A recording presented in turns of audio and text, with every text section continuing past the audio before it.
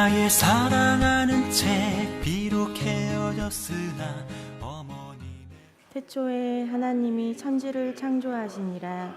땅이 혼돈하고 공허하며 흑암이 깊음 위에 있고 하나님의 영은 수면 위에 운행하시니라. 아멘. 제가 초등학교를 졸업하고 당시에는 국민학교라고 그랬죠. 국민학교를 졸업하고 중학생이 되었을 때 그 첫 번째 수학 시간을 맡게 되었습니다. 그때 그 첫 번째 중학교 때의 수학 시간은 그야말로 충격과 공포 그 자체로 지금도 기억이 생생합니다. 당시 수학 선생님의 이름은 정석진 선생님이었습니다. 예전에 그야말로 수학 공부의 정석이었던 수학의 정석, 그 책과는 아무런 관계가 없는 정석진 선생님. 이 정석진 선생님은 자기소개를 간단히 하더니 맨 앞에 있는 학생들을 가르치며 초등학교에서 갓 올라온 우리들에게 다짜고짜 14년 평생 한 번도 듣지 못한 질문을 던집니다. 야, 1 더하기 1이 왜 2야? 그러니까 뭐 갑자기 중학교 처음 올라온 학생들이 뭐라고 대답하겠어요? 뭐 여러분들은 뭐 지금 1 더하기 1이 왜 2냐고 그러면 뭐라고 대답하겠습니까? 다들 뭐지? 하는 표정으로 멍하니 아무 말도 못하고 있으니까 질문을 받은 그 학생에게 선생님이 다가가서는 갑자기 한 볼을 잡더니 다른 한 손으로 정말 있는 힘껏 온 힘을 다해서 따귀를 철썩하고 때리는 겁니다. 정말 깜짝 놀라요. 요즘 같으면 뭐 상상도 못할 일이죠. 정말로 풀스윙으로 모두가 순간 얼어붙었습니다.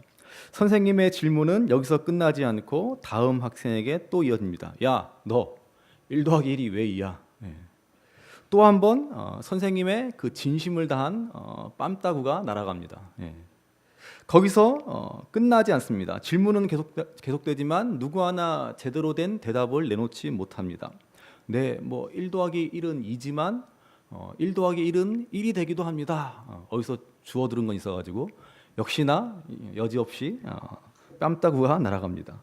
그렇게 10여 명의 학생들이 희생을 당하고 나서야 선생님의 질문은 끝이 납니다. 다행히 저는 그 질문을 피할 수가 있었습니다. 뭐 당시에는 그래도 뭐 학생들이 한 반에 한 70명 되던 때니까 그래도 뭐 피할 가능성이 높죠.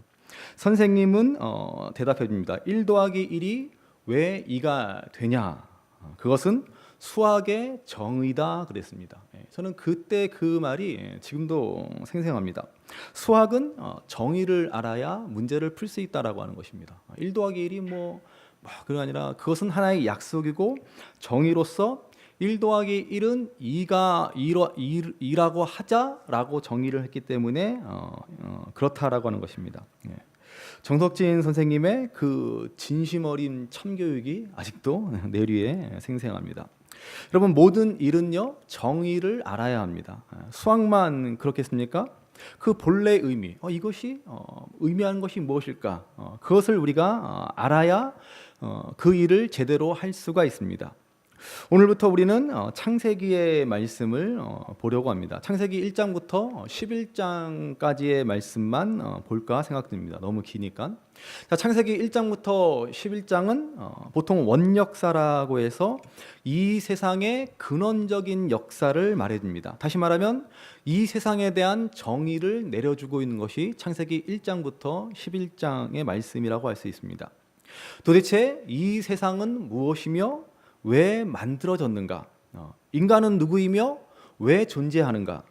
왜 세상에 이러한 문제들이 생겼으며 어떻게 해결할 것인가?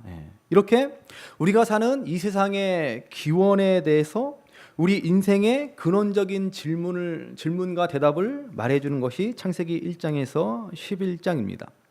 여러분, 수학도 정의를 잘 알아야 하는 것처럼 신앙생활도 마찬가지입니다. 이 세상의 기본 정의를 우리가 알아야 잘 살 수 있습니다. 그리고 그래야만 우리의 신앙도 바른 신앙이 될 수 있습니다. 그래서 오늘부터 창세기 1장부터 11장의 원역사, 곧 세상의 정의에 대해서 한번 말씀을 나누어 보려고 합니다. 자, 오늘 우리가 읽은 성경의 첫 9절 창세기 1장 1절 말씀을 한번 다시 보시기 바랍니다. 같이 한번 1절 말씀 같이 읽습니다. 태초에 하나님이 천지를 창조하시니라. 아멘. 자, 이 창세기 1장 1절 말씀을 모르는 사람은 없습니다. 안 믿는 사람들도 대략 이 구절을 알고 있을 것입니다. 이 구절을 모르고 우리가 신앙생활을 한다고 한다면 마치 수학 공식을 모르고 수학 문제를 풀려고 하는 어리석은 사람과도 같습니다. 한번 여러분들 예전에 연애 편지를 썼던 기억이 나시죠? 요즘 학생들도 그런 편지를 쓰는지는 모르겠지만 그때를 한번 회상해 보시기 바랍니다. 혼자 짝사랑하던 여학생에게 편지나 쪽지를 건네줄 때 다들 그런 기억들이 있으시죠? 처음에 무슨 말을 쓸까? 그냥 밤새 그냥 곰곰이 고민하고 이렇게 쓸까 저렇게 쓸까 고민하다가 마침내 그 고심 끝에 이렇게 쓰는 거죠. 누구야 안녕? 난 누구라고 해. 뭐 이러는 거죠. 하나님께서도 사랑하는 자녀들, 자신이 하나님의 자녀인 것을 알지 못하고 사는 우리 인생들을 생각하시면서 이 불쌍한 우리들에게 하나님의 말씀을 전해야 할 텐데 무슨 말로 시작할까 아마 깊은 고민을 하셨을 것입니다. 어떤 말로 시작해야 사람들이 내 자녀들이 나를 제대로 알 수 있을까? 그리고 말문을 여신 것이 바로 태초에 하나님이 천지를 창조하시니라라는 말씀입니다. 이 말씀을 통해서 우리가 먼저 알아야 할 것은 하나님은 일단 선을 긋고 시작하신다라는 것입니다. 일단 하나님이 선을 그으세요. 무슨 선을 그십니까? 하나님은 우리와 본질적으로 다른 분이심을 말씀하는 것입니다. 우리는 태초라고 하면 옛날 옛적에 호랑이가 담배 피는 시절을 떠올립니다. 제가 문득 왜 호랑이가 담배 피던 시절이라고 옛날 옛적을 말했을까 궁금해서 여기저기 찾아보았지만 별로 설득력은 없고 이런 인터넷 유머만. 아무튼 왜 아주 오랜 옛날을 그렇게 말했습니다. 그러나 여기에서 태초라는 말은요, 여러분 이러한 시간적인 의미가 아닙니다. 태초는 아무도 존재하지 않았고 또 아무것도 있지 않은 오직 하나님만 계셨던 때를 말합니다. 다시 말하면 태초라는 말을 그냥 먼 과거, 아주 오랜 과거와 같은 시간적 개념으로 생각해서는 안 됩니다. 여러분 태초는요 시간조차도 있기 이전입니다. 그때 하나님은 비로소 시간과 함께 공간을 만드십니다. 그것이 바로 천지창조입니다. 즉 세상이 있기 전에 세상이 있어야 할 가장 기본적인 두 가지 요소, 시간과 공간을 창조하십니다. 여기에서 하나님과 모든 피조물의 차이가 분명히 나타납니다. 하나님은 시간과 공간을 창조하신 분, 다시 말하면 하나님은 시공을 초월하는 분이시다라는 것입니다. 그래서 하나님은 과거와 현재와 미래를 다 동시에 보시고 과거와 미래와 현재에 다 존재하신다 이렇게 말합니다. 도저히 우리 피조물 된 인간의 머리로서는 생각할 수 없는, 이해되지 못하는 개념이죠. 어떻게 하나님은 과거와 현재와 미래를 다 보고 계시고 또 동시에 과거, 현재, 미래에 다 계신다라는 것이죠. 이렇게 하나님은 시공을 초월하시는 분이십니다. 그런데 우리 인간들은, 우리 피조물들은 시간과 공간의 한계에 갇혀 살아가고 있습니다. 그러니까 여러분 창세기 이 1장 1절만 제대로 알아도 절대로 이단에 빠질 일은 없습니다. 여러분 이 한 구절로 하나님과 인간의 분명한 구분이 생겨나지 않습니까? 얼마나 쉽습니까? 여러분 이 땅에 오늘 이 대한민국에 자기가 예수라고 주장하는 이단들이 얼마나 많습니까? 그러나 여러분 참 하나님이라면 시간과 공간의 제약을 받지 말아야 합니다. 자기가 하나님이라고 주장하는 이 이단들, 그 주장을 보면 정말 웃기지도 않지만은 정말로 자기 말대로 자기가 하나님이고 자기가 예수님이라면 이 창세기 1장 1절을 증명할 수 있어야 합니다. 정말로 이단 교주가 자신의 주장대로 예수님이고 신이라고 한다면 시간과 공간을 초월할 수 있어야 한다라는 말입니다. 그 말은요, 먼저는 시간의 제약을 받지 말아야 합니다. 늙지도 말아야 하고 죽지도 말아야 합니다. 그런데 이단, 자기가 재림 예수라고 주장했던 많은 이단들의 교주들이 많이 죽었죠. 그런데도 사람들은 그 이단에서 헤어나오지를 못합니다. 교주가 예수라고 주장하다가 죽었는데도 그 교주의 영이 또 다른 아내에게, 아들에게 임했다. 그러면서 여전히 그 교주를 맹종하는, 그 이단을 해서 헤어나지 못하는 그러한 경우가 허다합니다. 요즘에 보니까는 그 신천지의 교주인 이만희라는 사람도 죽었다라는 소문이 있더라고요. 사실인지 아닌지 모르겠는데, 그런데 공개하지 않고 쉬쉬한다라고 하는 소문이 있습니다. 사실인지 모르겠지만 뭐 죽었다 그러면은 그 신천지를 믿는 사람들이 떨어져 나갈까봐 그런다라는 얘기도 있습니다. 뭐 모르죠, 뭐 죽었는 사람인지. 이래나 저래나 뭐 어차피 언젠가 죽기는 죽을 텐데 그걸 재림 예수라고 믿는다는 것이 얼마나 한심한 일입니까? 시간도 초월하지 못하는 존재인데, 또 정말로 하나님 참 신이라면은 공간도 초월해야 합니다. 어디에서나 존재할 수 있어야 한다라고 하는 것입니다. 무소부재라고 하는 것이죠. 무소부재. 계시지 않은 곳이 없다. 무소부재. 요즘 자기가 하나님이라고 주장하는 이단 교주들이 줄줄이 쇠고랑을 차고 감옥에 들어가고 있습니다. 진짜 하나님이라면 감옥에서도 능히 나올 수 있어야 할 것입니다. 또한 진짜 하나님이면 스스로 존재해야 합니다. 여러분, 스스로 존재한다는 말은요, 그 무엇에도 의존하지 않고 아무런 도움 없이도 살아갈 수 있어야 한다라는 말입니다. 밥도 먹지 말아야 합니다. 진짜 하나님이라면. 음식에 도움 없이도 살아갈 수 있어야 합니다. 이게 바로 우리 피조물은 도저히 흉내낼 수 없는 하나님의 속성입니다. 시간과 공간을 초월하시는 분, 그 무엇에도 의존되지 않으신 분, 그러한 분이 바로 우리 하나님이다라고 하는 것입니다. 이 세 가지를 증명하지 못하면 절대로 신이 아닙니다.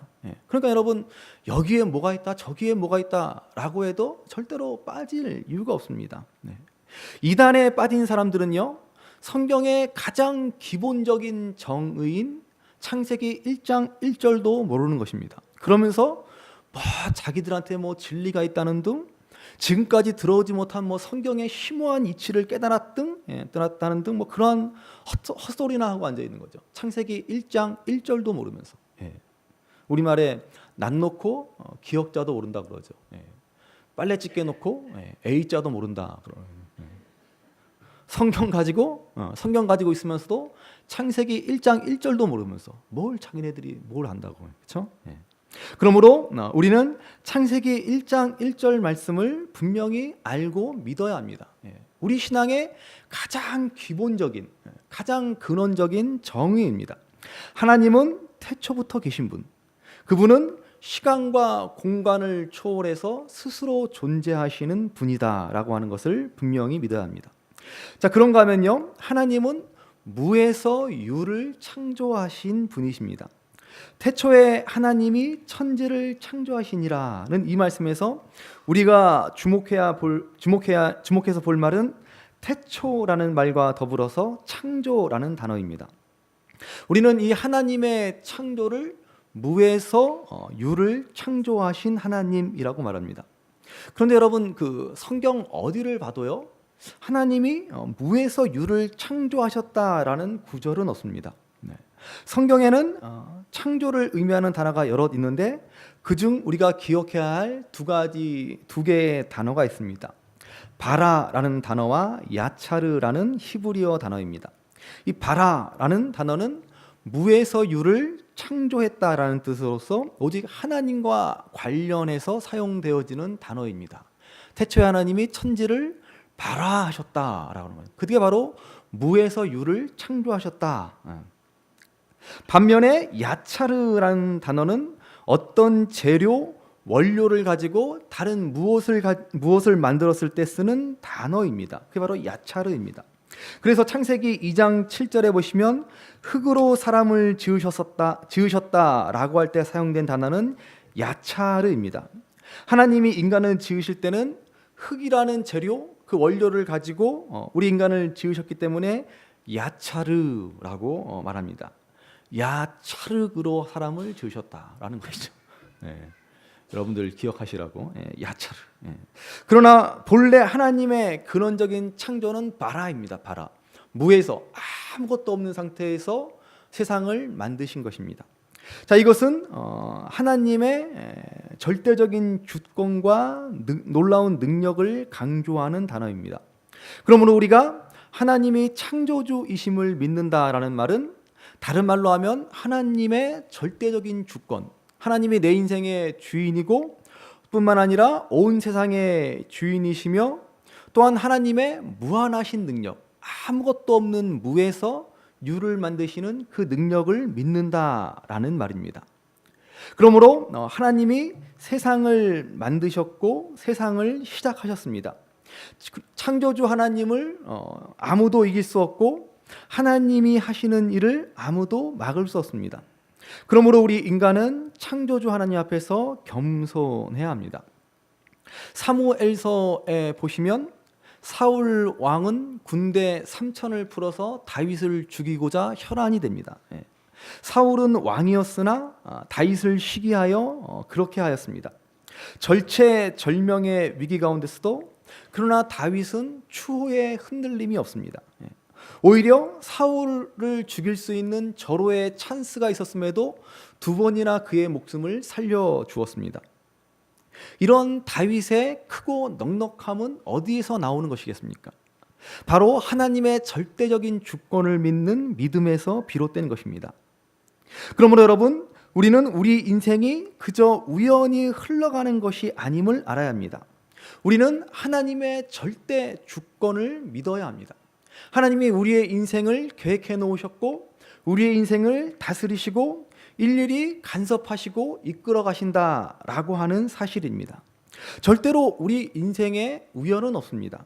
말씀드린 대로 하나님은 태초에 시간까지도 만드셨습니다. 시간도 하나님이 만드신 피조물입니다. 그러나 창조론에 반대되는 진화론은 우연을 말합니다.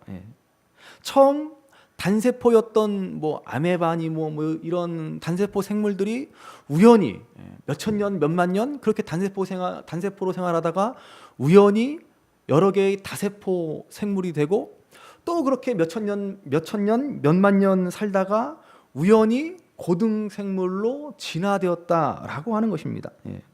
그러니까 여러분, 진화론이 굉장히 과학적이고 합리적인 이론 같지만 엄밀히 말하면 굉장히 비과학적이고 비논리적인 이론입니다.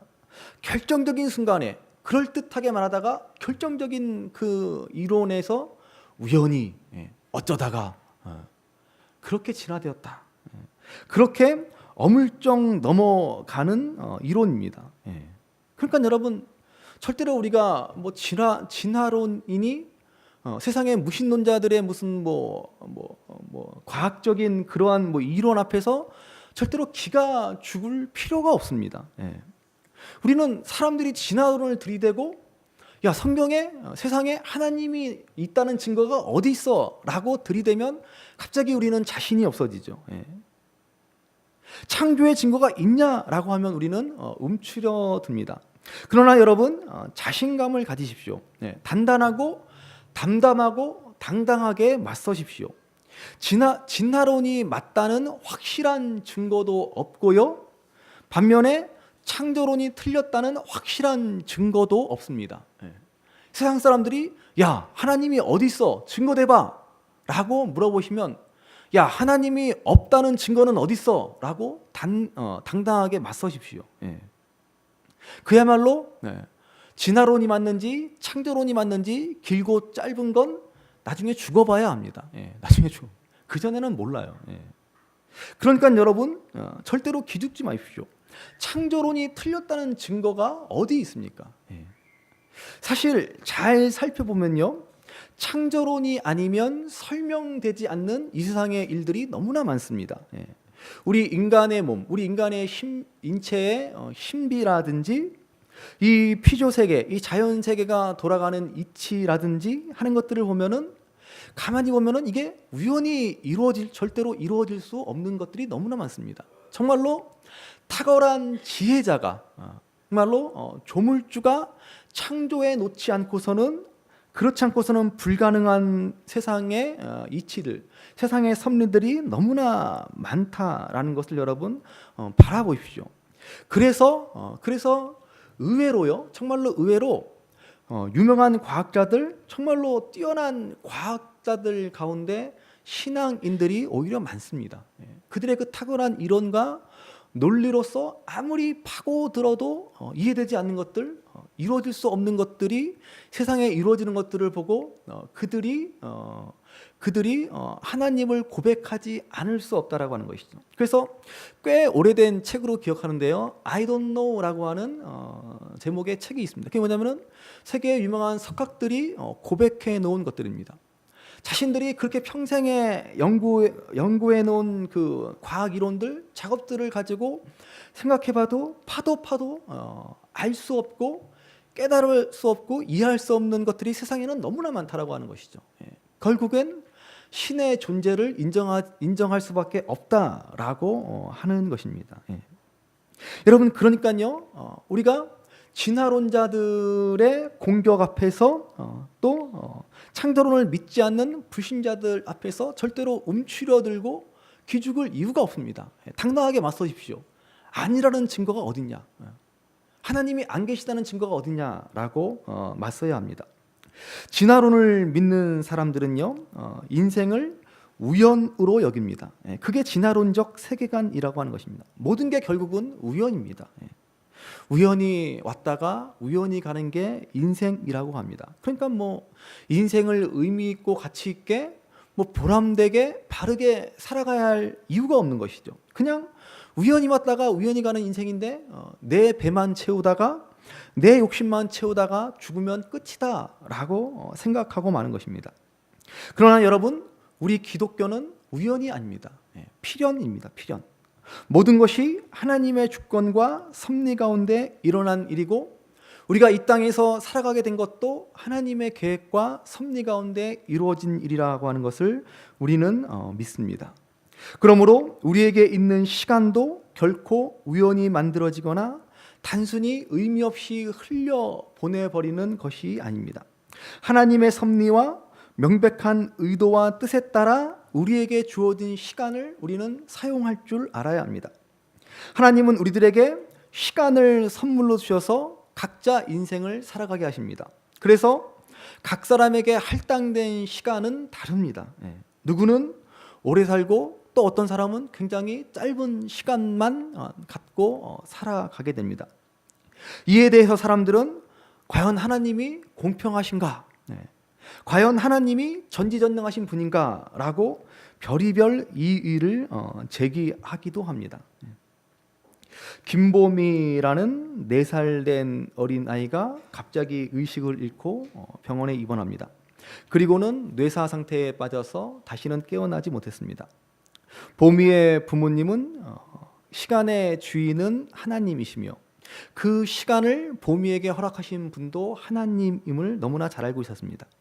그래서 너무나 슬프지만 너무나 아프지만은 보미의 시신을 병원에 기증하고 그 축출된 장기로 여러 아기들에게 새 생명을 주었습니다. 아쉽지만 정말로 안타깝지만 보미 엄마는 보미를 통하여 얻었던 짧지만 행복했던 시간에 대해서 하나님께 감사하고 보미의 그 짧은 인생을 통해서 많은 이들에게 생명을 남겨주었던 것입니다. 시간의 주인은 하나님이심을, 우리 인생의 주권은 하나님에게 있다라고 하는 사실을 너무나 잘 알고 있는 그러한 사람의 모습이지 않습니까? 예전에 제가 다니던 교회에서 한 성도분이 신방 중에 심각한 얼굴로 저에게 질문을 던집니다. 여름 휴가철을 앞두고 고민이 이만저만 아니다라는 것입니다. 그분의 이야기는 이런 것입니다. 자기는 원래 독실한 불교 신자였는데 휴가철이 되어 막상 떠나려고 보니 불안하다라는 것입니다. 먼 길을 가려니까. 옛날부터 종교를 바꾸면 그 섬기던 과거에 섬기던 신이 재앙을 내린다라고 하는 그러한 믿음이 확고합니다. 뭐 전도를 하려고 하면 이러한 이야기들을 많이 하죠. 뭐 한 집안에서 다른 신을 섬기면 안 된다는 등. 그래서 그분은 과거에 믿던 부처로부터 해를 당할까봐, 보복을 당할까봐 너무나 두려웠습니다. 그래서 한다는 얘기가 자동차에 염주를 매달고 가야 하지 않을까요? 그런 목사님, 자동차에 염주를 매야 합니까? 십자가를 매야 합니까? 그러면 아예 아무것도 안 매달고 가면 되지 않습니까? 십자가를 매달고 간다고 하나님이 사고에서 지켜주시나? 십자가가 무슨 부적도 아니고. 아직은 초보적인 신앙이니까 우상을 믿던 버릇에서 그렇게 생각하는 것이죠. 저는 그 질문이 너무나 웃기기도 하고 어이도 없었지만은 그분에게 그분의 그 심각한 표정을 보고 마음을 가다듬어 이 창세기 1장 1절의 말씀을 설명해 드렸습니다.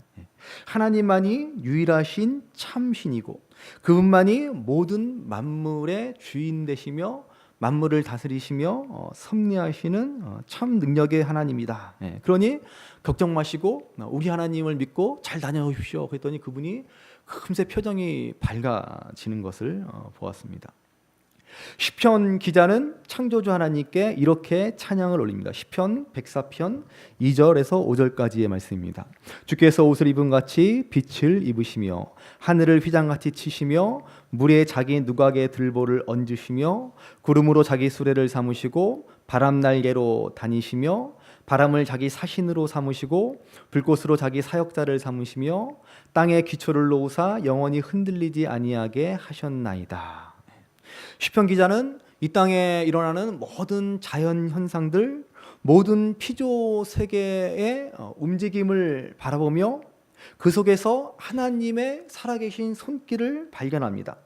그리고 모든 피조물들이, 모든 자연이 아무리 힘이 있고 능력이 있고 권세가 있어 보일지라도 하나님의 도구임을 그는 알았습니다. 그래서 그는 하나님의 주권, 하나님의 손길, 그 섭리 아래 있음을 고백합니다. 그래서 시편 기자의 결론은 이렇습니다.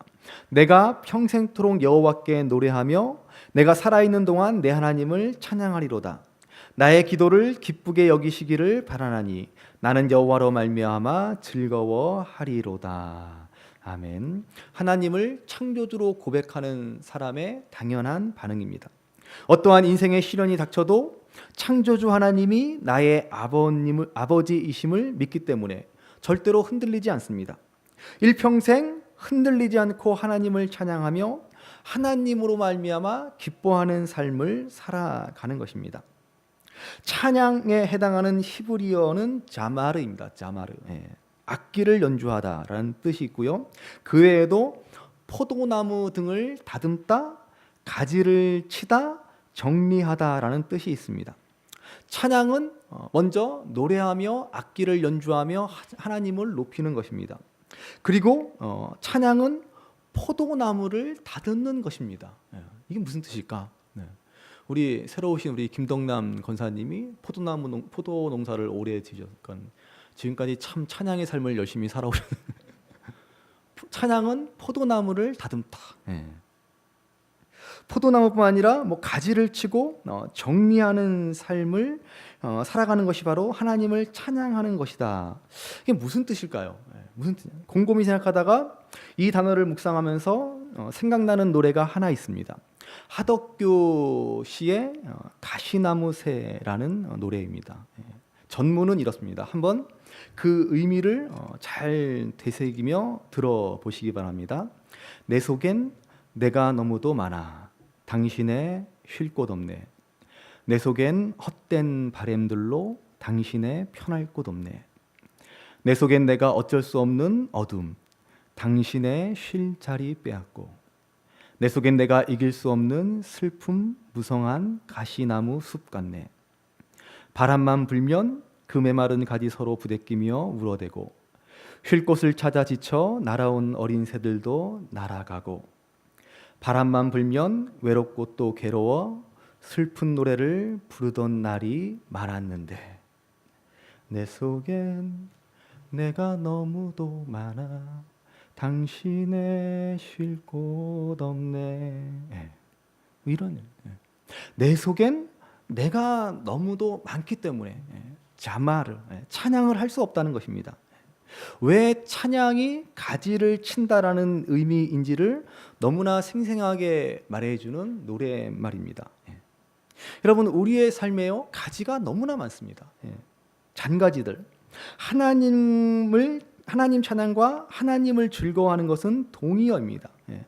하나님을 즐거워해야 되는데 헛된 바램들, 헛된 욕심들, 헛된 기쁨들, 헛된 즐거움을 쫓느라고 정작 하나님을 즐거워하지 못하는 것이 우리 인생이지 않습니까? 내 속에 너무나 가지가 많습니다.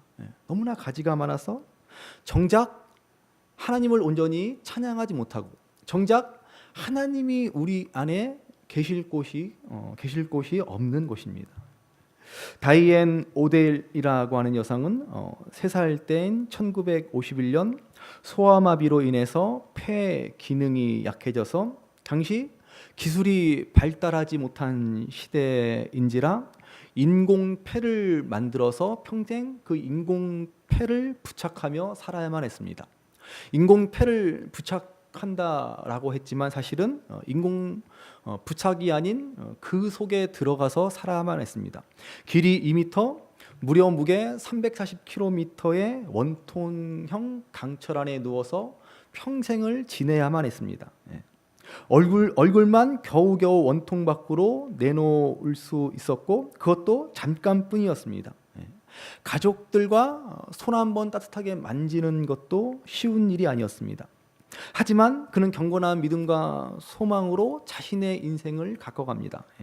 가정학습을 통해서 고등학교를 졸업하고 프리하드만이라는 대학에서 심리학 명예 박사학위까지 받습니다. 1998년 음성인식 기능을 갖춘 컴퓨터를 이용해서 작은 한 줄기 빛이라는 동화책도 출판하기까지 하였습니다. 그런데 2008년 어느 날 그녀가 살던 테네시주에 불어온 태풍으로 인해서 그만 정전 사태가 발생합니다. 이 정전으로 인해서 그녀가 누워있던 인공 강철폐가 그만 작동이 멈춰버리고 말하고 어이없는 정전사고로 그녀는 그만 생을 마감하고 맙니다. 비록 그녀는 이렇게 어이없는 정전사고로 삶을 마감했지만은 늘 웃음을 잃지 않고 늘 꿈과 희망을 가지고 하나님을 믿는 믿음 안에서 기쁘게 살아갔습니다.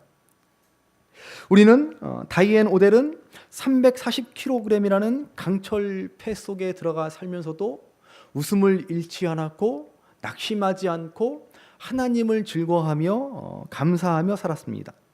그런데 우리는 340g도 되지 않는 건강한 폐를 2개씩 가지고 있으면서도 감사할 줄도 모르고 웃을 줄도 모르고 하나님을 기뻐할 줄도 모르고 있지는 않습니까? 여러분, 늘 말씀드리지만 하나님은 우리에게 모든 것을 주셨습니다. 너무나 많은 것을 주셨습니다. 우리가 가지지 못한 것에 비하면 하나님이 우리에게 주신 것이 훨씬 더 많습니다. 비교할 수 없을 정도로 하나님이 우리에게 많은 것들을 주셨습니다.